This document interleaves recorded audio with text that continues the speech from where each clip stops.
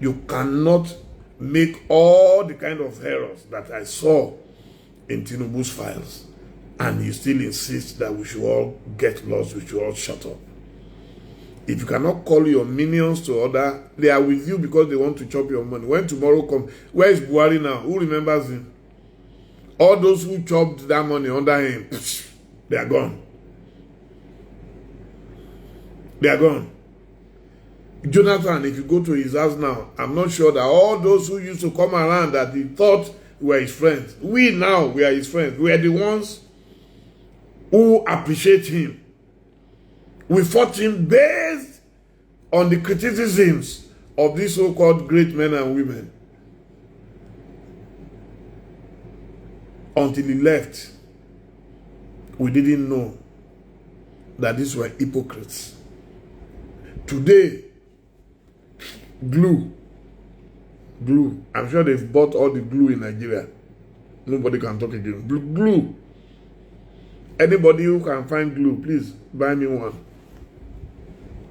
That's all. Glue. Glue is the fastest selling product in Nigeria today. In a democracy.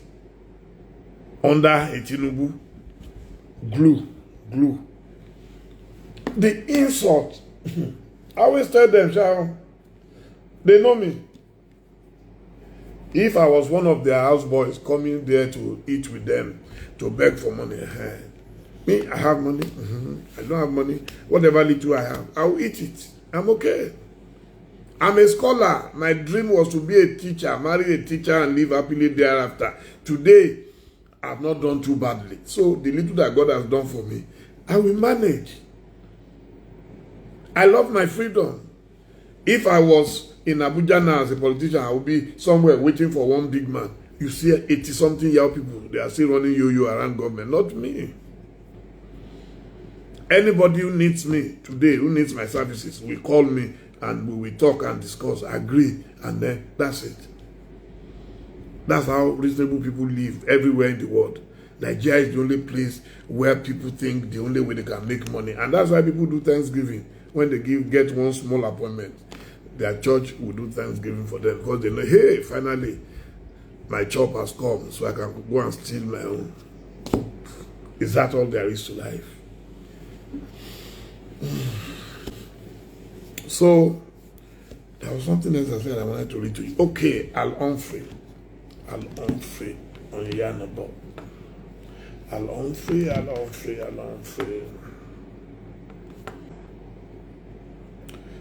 Yes, sorry. I knew him when he used to write for the African Concord. I followed his move to the Weekend Concord and how he spearheaded the Shinomania movement that brought Juju star Sir Shina Peters to national prominence. I knew when he moved as editor to Classic magazine with me and his buddy, Richard Mufedamijo. I also followed him when he left Classic magazine and started hanging out with the likes of Kunle Bakare, Femi Akutude Johnson, and Meyoaki Pelu at the Wema Board Estate Ikeja office of Fame magazine. I also knew when he used to reside in the ground floor of a building somewhere off Medical Road, Ikeja. I followed his progress from when he ran Ovation magazine out of a suite at the Lagos Travel Inn, Toyin Street, Ikeja, and later moving into another set of suites at the Excellence Hotel, Ogba, Lagos. All this time pursuing his dream and moving his ball, as they say, towards goal. His life has not been without its ups and downs, rolling with the movers and shakers and dining with the kings and princes and presidents of this world. You name that person, Dele has a one-on-one with that person. But through all this, his triumphs and successes and the challenges, I can beat my chest and say one thing: he has remained a loyal servant of truth, telling it to whoever cares to listen. He has broken conventions to follow his own path and damn the consequences, knowing that money is not everything and a man can only die once. In all this time too, I have noticed, in spite of the private jet-owning billionaire friends that have come into his life, and they are attracted to him like bee to honey. He has remained loyal and faithful to his friends. He always has a ready smile, a warm handshake, and a sincere hug with a "How are you, my brother?" to follow. Daily, he continues to live his dream without apologies to anybody, perfecting his craft day by day. As a storyteller, I follow him judiciously on social media, and of late, I've realized that he has become one of the most hated men in Nigeria. Why? I disagree with that. Maybe because you see comments of people, but when you look at the comments, you then look at the number of likes. So that's how you balance it. Why? For doing his job and for seeking to unearth the truth about Tinubu Gate saga and bring pride back to our country. Nigerians do not seem to care about truth anymore. Truth now depends on where you stand. If you are an APC faithful, black can have many shades, and who is to question you? This is the new Nigeria. Dele Momodu did not initiate the case in the United States. He did not pay the lawyers pursuing the matter on behalf of H.E. Alhaji Atiku Abubakar, or as he attended the court sessions in the United States. Sorry.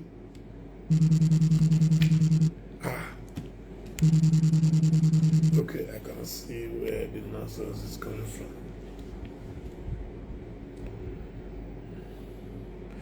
All he continues to do daily, at least since the CSU made available the documents concerning President Bola Ahmed Tinubu, is to point out the inconsistencies and discrepancies in what was said before, what was admitted, and what we know now. All he has further tried to do is to provide us free of charge information that will make us see the error or otherwise in our positions on the matter, and have a change of heart, and therefore stand and say, no, this is not correct. Let us say the truth and be damned. Instead, people have continued to pour all manner of insults on him, using mean, debasing, wicked, and very uncomplimentary words. He is one of the most hated men in Nigeria. So then he went on and on. While I stay in my corner and feel sorry for him, like the fighter that he is, he has refused to give up. Writing in the Boss newspaper under his widely read column, Pendulum, titled "The Truth Tinubu Must Be Told," he started. Then he went through my article. While I might have had my little beef with him, trashing my homeboy, President Goodluck Ebele Jonathan, and supporting President Momodu Buhari, which earned him a private audience with President Momodu Buhari in Aso Rock, Dele showed he is a man of rare courage when, without waiting for any government patronage, he openly lambasted the Buhari regime for its lapses. That kind of man is worthy of my respect, and for that, we all must cut him some slack. Dele is following his path. May God help us all to live with the power of our convictions and say to hell with everything else. There may and will be a price to pay at some point. We've been paying it for 63 years, but nothing ever comes cheap that is worthwhile. You must be prepared to sacrifice. There is a funny twist and end to all of this. One of Dele's neighbors in the Eyebrow apartment where he resides in Lagos is one of the most ardent and vocal supporters of President Bola Ahmed Tinubu, K1 the Fuji Maestro. What will happen when they meet in the elevator upon K1's return from his London plane tour soon? Will they hug and banter as usual, or will it be Dele Ofonbusha? That story will be told someday soon. So, he wrote a very beautiful, yes, about 90-95% accurate. That's more than excellent. And I'm reading comments now. So I would like to react to a few of them. They are relevant. One of them say, you not done the confuse also. Now Yoruba nation you want or Atiku presidency? I supported Atiku, and I won't mind Atiku being the president of Nigeria. I'll be very, very delighted because I know he's able and capable. There are people who are talking about Fulanization. Anybody who knows Atiku very well will know that he's one of the most cosmopolitan people in Nigeria. You heard when he said his problem with Tinubu started when he refused to make Tinubu his vice president because Tinubu wanted him to do that and they would have had a Muslim ticket. So he rejected it, and he says he doesn't care if he doesn't become president, he will reject it anytime. He believes that a plural nation like Nigeria deserves to reflect the plurality of the country. So if you have a president who is Muslim, then the VP should be Christian. If you have a president, a VP in the South, so it's in the South should be Christian and Muslim. So that is his view, and that's a good man. That's a man who is not desperate for power. If he's desperate for power, he too can use wayo to say, yes, we want to Islamize Nigeria, you know. So sometimes politicians use, even if they can't pray as Muslims, they use religion a lot to deceive our people. And Atiku will never deceive anybody because he wants to be president. Someone here said that what happened to your magazine? Our magazine is very much alive. Ovation International. We still print in England, and we also have it online. So if you go to www.ovationinternational.com, go and have fun. You will enjoy yourself.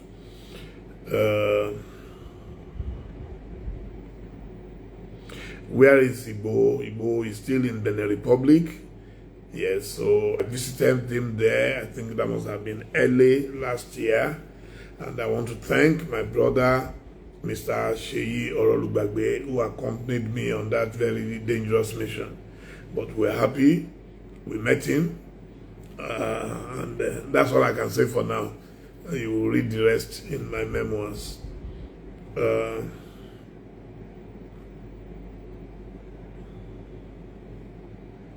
Why Yoruba activists go they read for English? Why not?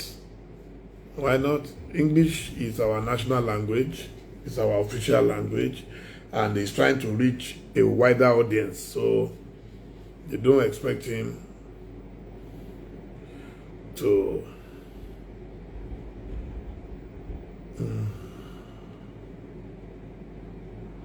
Yes, Nnamdi Kanu, I ask after him, you know, every now and then. I wish I had the opportunity to visit him in detention, but it's not been possible. I hope they will free him because the courts have said repeatedly that he should be freed and allowed to go home. So I don't know why they are still holding him. This is one of the things I don't particularly fancy about APC, this propensity for detaining, you know, what I call political prisoners. Because yes, you can say he had his issues and all that, but you don't have to keep him indefinitely in detention, also when the court says release him. So, but they don't listen to us. We advise them, they don't listen to us. Before you know it, another 8 years is gone. So can you imagine? Buhari is gone. And I'm not sure he's pleased with most of the things that happened before his very eyes. Yeah. So what else? Okay, would anyone want to join me quickly?